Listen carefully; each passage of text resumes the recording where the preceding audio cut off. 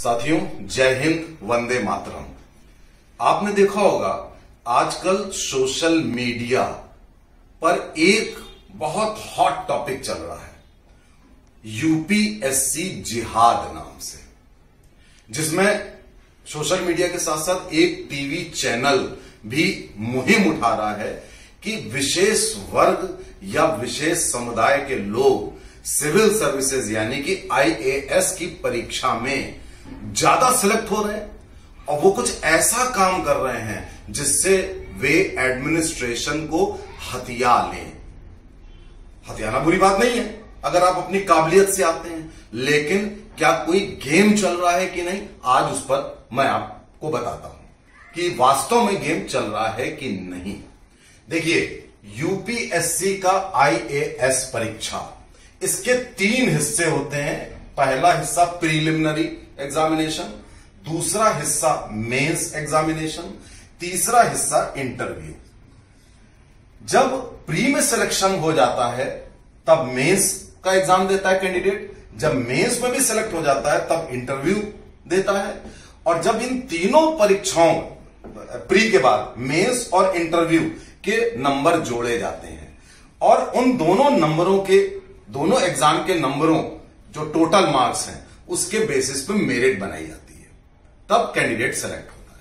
अब कहां पर गड़बड़ी है, जो यूपीएससी जिहाद की बात हो रही है वहां वो कहां पर गड़बड़ी है यह जानना बहुत जरूरी है, क्योंकि सोशल मीडिया पर कई बातें गलत चल रही हैं और वो जो टीवी चैनल वाले हैं वो भी बाकी वो सही बात बिल्कुल सही कह रहे हैं, लेकिन उनको फैक्ट्स नहीं पता है, उनको सत्य नहीं पता है। मैं आपको ये फैक्ट बताना चाहता हूं।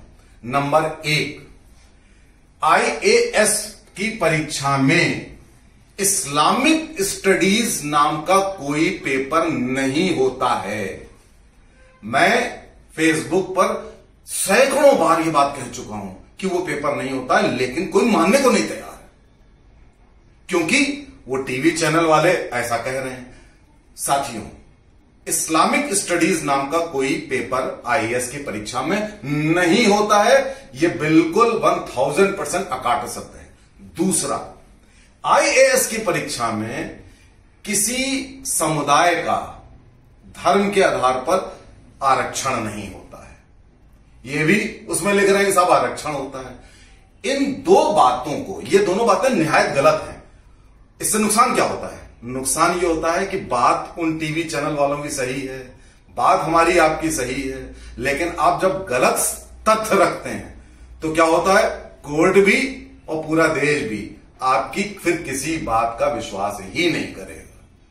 तो मैं आपको ये फैक्ट बताता हूं कि प्रीलिमिनरी एग्जामिनेशन सबके लिए बराबर होता है। एक जनरल स्टडीज का पेपर होता है, इसके मार्क्स के आधार पर प्री में सिलेक्शन होता है। एक और पेपर होता है CSAT, civil services aptitude test, यह केवल क्वालिफाइंग होता है, इसके नंबर नहीं जुड़ते हैं, लेकिन आप 33% नंबर ले आए, क्वालिफाई कर लिया आपने, उसके बाद ही आपका यह पेपर जांचा जाएगा और इसमें जो नंबर आएंगे उसके आधार पर आपका प्री में सिलेक्शन होगा। अगर आप सेलेक्ट हो गए तो मेंस के एग्जाम में जनरल स्टडीज के 4 पेपर होते हैं, ऑप्शनल एक सब्जेक्ट होता है, इसमें 2 पेपर होते हैं, एक निबंध ऐसे का पेपर होता है, और क्वालिफाइंग हिंदी इंग्लिश या इंग्लिश के साथ साथ जो रीजनल लैंग्वेज है उसका होता है, उसमें आपको केवल क्वालिफाई करना होता है, केवल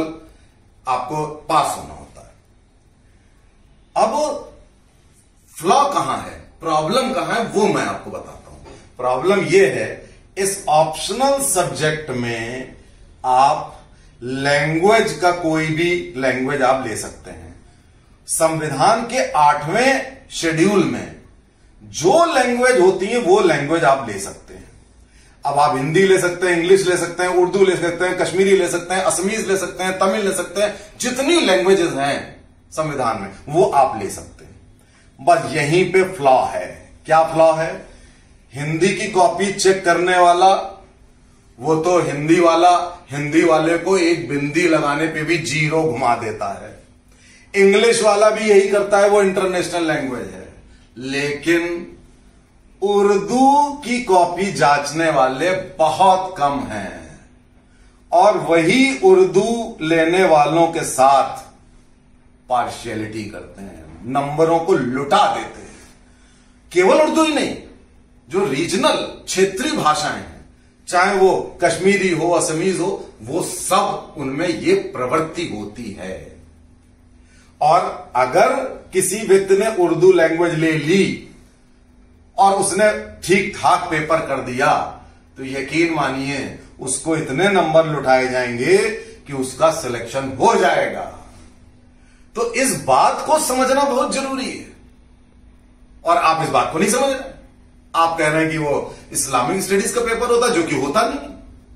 अब उसके बाद जब इंटरव्यू होता है, यहां भी फ्लॉ है, यहां भी फ्लॉ है कि सिंपैथी फैक्टर।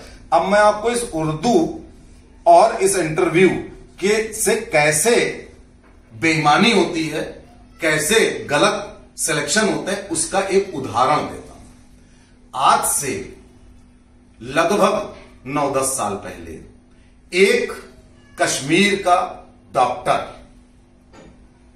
जो मुस्लिम है और जिसके पिता को आतंकवादियों ने गोलियों से भून दिया था, मार डाला था, वो IAS का एग्जाम देता है।